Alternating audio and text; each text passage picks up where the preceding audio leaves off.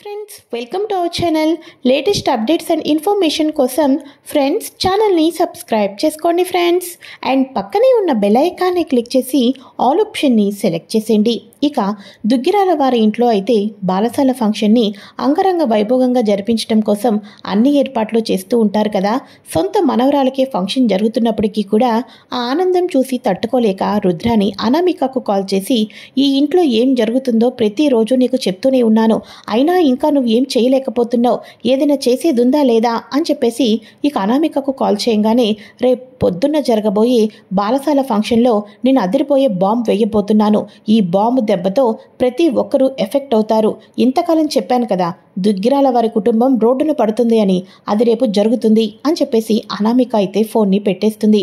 ఇక ఉదయం లేగంగానే అందరూ కూడా స్వప్న కూతురుకి అందంగా ముస్తాబు చేసి బాలసాల ఫంక్షన్కి అన్ని ఏర్పాట్లు చేస్తూ ఉండగా ఈలోపు కనకం కృష్ణమూర్తి కూడా రానే వచ్చేస్తారు. ఇక ముగ్గురు కూతుళ్ళు అత్తవారింట్లో సంతోషంగా ఉండటం, పెద్ద కూతురు బాలసాల ఫంక్షన్ జరగటం, కనకంకి అయితే ఎంతగానో సంతోషంతో ఆనంద బాష్పాలు కూడా వచ్చేస్తూ ఉంటాయి.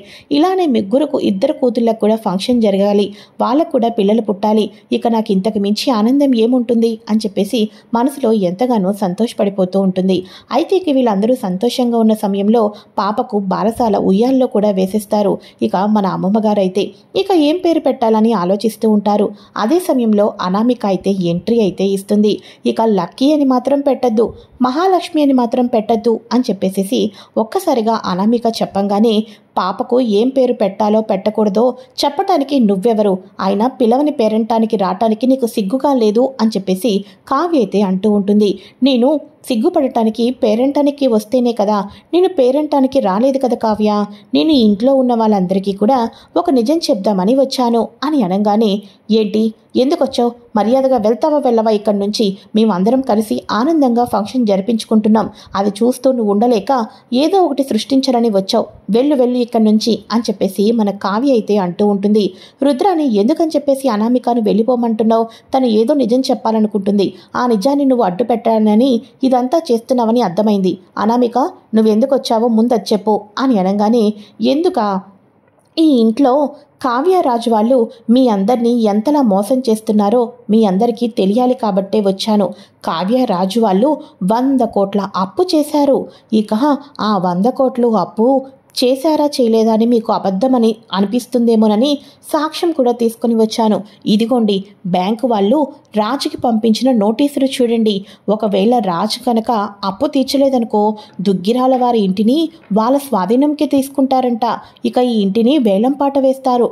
ఇక స్వరాజ్ గ్రూప్ ఆఫ్ కంపెనీ అంటే ఇక చెప్పక్కర్లేదు, ఈ షేర్లు ఆ కంపెనీలో ఉన్న వాళ్ళందరూ కూడా డీలర్స్ వేరే కంపెనీకి వెళ్ళిపోతారు, స్వరాజ్ గ్రూప్ ఆఫ్ కంపెనీ షేర్లన్నీ కూడా కుప్పకూలిపోతాయి, డీలర్స్ అందరూ కూడా ఇంటి మీదకి వచ్చి గొడవ చేస్తారు, కంపెనీ మూతపడిపోతుంది అని చెప్పేసి అనామిక అనగానే రాజ్కి కోపం వస్తుంది. అనామిక ఏం మాట్లాడుతున్నావు అని అనగానే, ఏం రాజ్ 100 కోట్లు అప్పు లేదా చెప్పు అని చెప్పేసి అనగానే ఇక వెంటనే, ఏంటి అనామిక వచ్చి అంత విధిగా పిచ్చి కోతులకు వస్తుంటుంటే మీరిద్దరూ మౌనంగా ఉన్నారంటే మౌనం దేనికి అంగీకారం అని అనుకోవాలి, ఇప్పటికైనా నిజం చెప్పండి, బయట వాళ్ళు వచ్చి చెప్పైతే నిజం తెలుసుకోలేక ఈ ఇంట్లో ఎవరు ఉండకూడదు, మీరే నిజం చెప్పండి అని అపర్ణ అంటూ ఉంటుంది.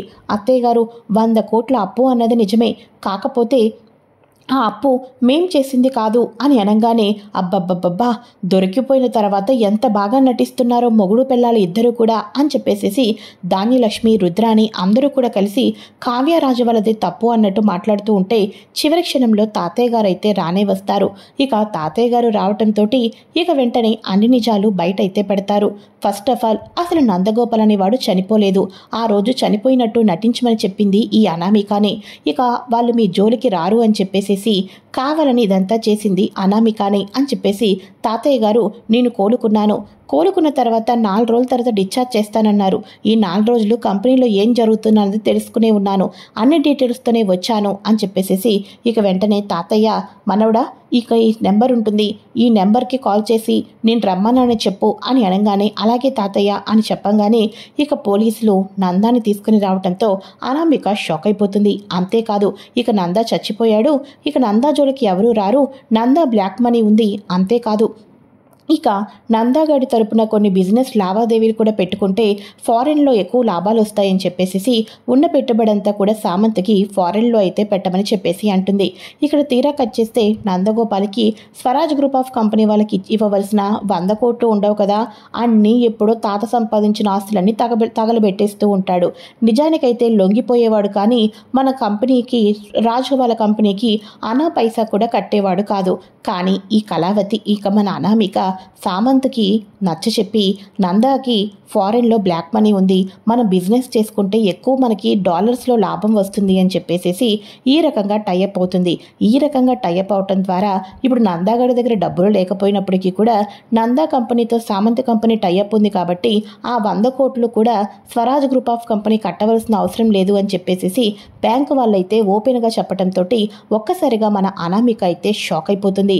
ఇక వెంటనే అనామికకు ఈ ఇంటిని నాశనం చేయాలనుకోవటం ఎవరి తరం కూడా కాదు, ఇక్కడి నుంచి నువ్వు వెళ్తే సామంత్ నిన్ను ఉంచాలా గెంటేయాలన్నది ఆలోచిస్తాడు, పాపం వెళ్ళు, ఈ పాటికే సామంత్కి నోటీసులు వచ్చుంటాయి అని చెప్పేసి అనగానే అనామిక వెళ్తుంది. సామంత్ అనామిక చంప పగల కొడతాడు. ఇక నిన్ను నమ్ముకొని నీతో ఫ్రెండ్షిప్ చేస్తే నేను మొత్తానికి కూడా రోడ్డును పడతానని ఎప్పుడో నాకు జనాలు హెచ్చరించారు, నువ్వు నా లక్కీ చాంపో అది ఇది అని చెప్పేసి నేను అనవసరంగా నెత్తిన పెట్టుకున్నాను. ఈ రోజు నీ కారణం చేత చివరాఖరికి రూపాయి లేకోకుండా రోడ్డును పడే స్థితి వచ్చింది. ఇది నాకు కావాల్సిందేలే, ఎవడో పెళ్లి చేసుకుని వదిలేసిన దాన్ని నా లక్కీ చంపని పక్కన పెట్టుకోవటం నేను చేసిన పెద్ద తప్పు, ఛీ అని చెప్పేసి అనామికను చీకొడతాడు సామంత్. ఇక అనామిక పరిస్థితి అయితే అఘోర గోచనీయంగా తయారవుతుంది. అనామిక లైఫ్ అయితే రోడ్డున పడుతుంది. నా జీవితాన్ని ఇక్కడ దాకా తీసుకొని వస్తారా కావ్య, రాజ్, మిమ్మల్ని మాత్రం వదిలేదే లేదు అని చెప్పేసి అనామిక అయితే పగపట్టిన పాములాగా ఇంకా వాళ్ళ మీద బుసలు కొట్టడానికి ప్రయత్నాలు చేస్తూనే ఉంటుంది. ఇక అప్పుడు తాతయ్య గారు, ఇంట్లో ఇంతమంది ఉన్నారు, నేను హాస్పిటల్కి వెళ్ళినప్పుడు ఈ ఇంటి యొక్క మొత్తం బాధ్యతలు, స్వరాజ్ గ్రూప్ ఆఫ్ కంపెనీ బాధ్యతలు అన్నీ కూడా నా మనవరాలకే ఎందుకు ఇచ్చానో ఇప్పుడు ప్రత్యేకంగా వివరించి మీ ఎవరికి చెప్పవలసిన అవసరం లేదనుకుంటా కదా.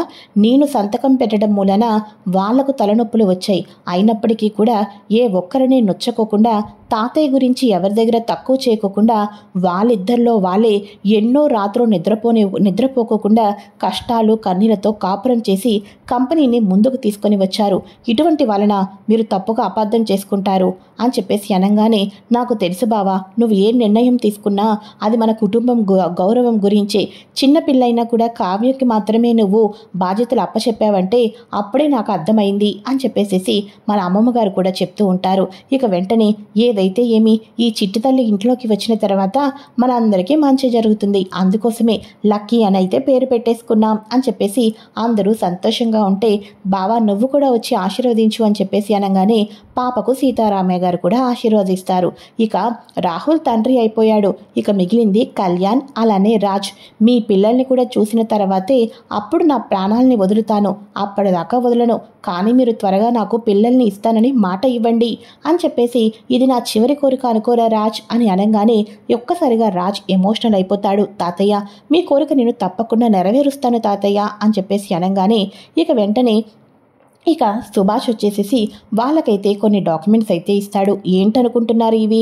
కంపెనీ తలనొప్పులు లేకపోతే డీలింగ్స్ అనుకుంటున్నావా, డిజైన్స్ అనుకుంటున్నావా? కానే కాదు. ఇంతకాలం ఎంతో మానసిక క్షోభ అనుభవిస్తూ ఎంతగానో బాధపడ్డారు. కష్టం వెనకాతల సుఖం ఉంటుంది, దుఃఖం వెనకాతల సంతోషం కూడా ఉంటుంది. అందుకోసమే మీకు ఈరోజు నైట్కి ఫ్లైట్ టికెట్స్ బుక్ చేశాను, మీరు హ్యాపీగా ఎంజాయ్ చేసిరండి హనీమూన్కి వెళ్ళి అని అనగానే మావయ్య గారు అది కాదు అని అంటూ ఉంటే, లేదు మీరు హనీమూన్కి వెళ్లాల్సిందే అని అనగానే ఇక వీళ్ళైతే హనీమూన్కి వెళ్తారు. ఇక అప్పు అయితే కళ్యాణ్ వైపు చూస్తూ, నా వల్ల కాదు, నేను ఇప్పుడే డ్యూటీలోకి జాయిన్ అయ్యాను, నాకు అప్పుడే లీవ్స్ ఇవ్వరు, ఇక మనం కూడా కుదిరినప్పుడు వెళ్దాం అని చెప్పేసి వెళ్ళొస్తాం అని అంటూ ఉంటే, ఏరా మనవడా నువ్వెందుకురా వెళ్ళిపోతున్నావు అని అనగానే, తాతయ్య అప్పు సాధించింది, నీ మనవడు గొప్పగా సాధించిన తర్వాత నీ మనవడు నీ చేతుల మీదుగానే అవార్డు తీసుకున్న రోజు అప్పుడు నా అంతలో నేనే ఇంటికి వస్తాను తాతయ్య అని చెప్పేసి రాజ్ అయితే మన కళ్యాణ్ అయితే అప్పుని తీసుకొని వెళ్ళిపోతాడు.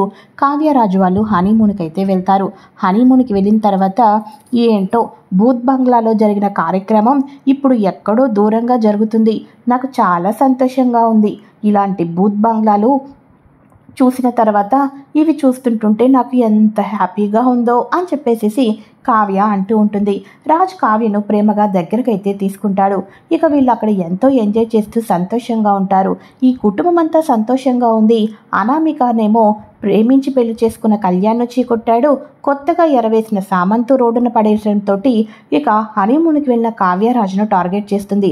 కావ్యరాజును టార్గెట్ చేసి వాళ్ళిద్దరూ సంతోషంగా ఉండకూడదు, వాళ్ళిద్దరిలో ఎవరికో ఒకరికి ఏదో జరగాలని చెప్పేసి అక్కడ తన మనుషుని పెట్టేసేసి వాళ్ళు హ్యాపీగా ఉంటారు కదా. ఇక హ్యాపీగా అక్కడ రిసార్ట్ అంతా కూడా తిరుగుతూ ఉంటే అక్కడ ఎవరికో ఒకరికి హాని జరగాలని చెప్పేసి కళావతికి ఏదో ఒకటి జరగాలని ప్లాన్ చేస్తుంది. ప్లాన్ చేయడంతో ఇక రౌడీలకు కాల్ చేయడంతో వాళ్ళు అయితే అంతా సెట్ చేసుకుంటారు. ఇక కళావతికి హాని జరిగేటట్టుగా మొత్తం సెట్ చేసుకుంటే రాజు మాత్రం ఒక్కసారిగా కావ్యకు ఎటువంటి ఇబ్బంది కలక్కోకుండా కాపాడుతాడు. కానీ కావ్య మాత్రం ఒక్కసారిగా వస్తూ బొక్క బోర్లా పడుతుంది. ఇలా బొక్క బోర్లా పడి ఎంతగానో ఇబ్బంది, కాలు మెడపెట్టేసేసి ఎంతగానో ఇబ్బంది అయితే జరుగుతూ ఉంటుంది. అలా ఎంతగానో ఇబ్బంది జరిగిన తర్వాత రాజ్ అప్పటిదాకా హనీమూన్తో ఫుల్గా ఎంజాయ్ చేస్తూ తాతయ్య గారి కోరిక నెరవేరబోతుంది, మనకు కూడా పిల్లలు పుట్టేస్తారు అని పిల్లల గురించి ఎంతో సంతోషపడిపోతూ ఉంటారు. రాజ్ వచ్చేసి కావ్యను స్టమక్ పెయిన్ వస్తుంది, అలానే కాలు కూడా బెనికింది అని హాస్పిటల్కి తీసుకుని వెళ్ళిన తర్వాత కాలు నొప్పి అయితే 2 డేస్లో తగ్గిపోతుంది. స్టమక్ పెయిన్కి స్కానింగ్ తీసాం, సారీ ఇక తన గర్భసంచి చాలా ఎఫెక్ట్ అయింది, తనకు పిల్లలు పుట్టే అవకాశం 99.9% లేదు అని డాక్టర్స్ చెప్పంగానే రాజ్ ఒక్కసారిగా స్టన్ అయిపోతాడు. ఏంటి సార్ మీరు చెప్పేది అని అనగానే అవును రాజ్ అని చెప్పేసి డాక్టర్లు చెప్పంగానే రాజ్కి కావ్య పసిపాపలాగా పిల్లల గురించి ఎంతో ఆనందంగా చెప్పిన మాటనే గుర్తు తెచ్చుకుంటూ తాతయ్య గారి కోరిక నెరవేర్చలేనా అని బాధపడుతూ సంతోషంతో ఆనందంతో వెళ్ళిన కావ్యరాజ్ తిరిగి రాజ్ తన మనసులో ఎంతో బాధని దిగులను పెట్టుకొని తిరిగి మళ్ళీ హైదరాబాద్కి అయితే తిరిగి ఇంటికైతే వచ్చేస్తాడు. ఇక కుటుంబం అంతా సంతోషంగా ఉంటారు. రాను రాను రాజ్కి కళావతి తల్లి కాలేదు, ఈ విషయం కళావతికి చెప్తే తట్టుకోలేదు, మరోపక్క తాతయ్య గారి కోరికని నెరవేర్చలేనా అనే ఆలోచనలోనే ఉండిపోతాడు. మరి నెక్స్ట్ ఏం జరుగుతుంది తెలుసుకోవాలి అనుకుంటే ఫ్రెండ్స్ తప్పకుండా ఛానల్ని సబ్స్క్రైబ్ చేసుకొని పక్కనే ఉన్న బెల్ ఐకాన్ని క్లిక్ చేసి ఆల్ ఆప్షన్ని సెలెక్ట్ చేసేయండి. Thanks for watching friends. Bye.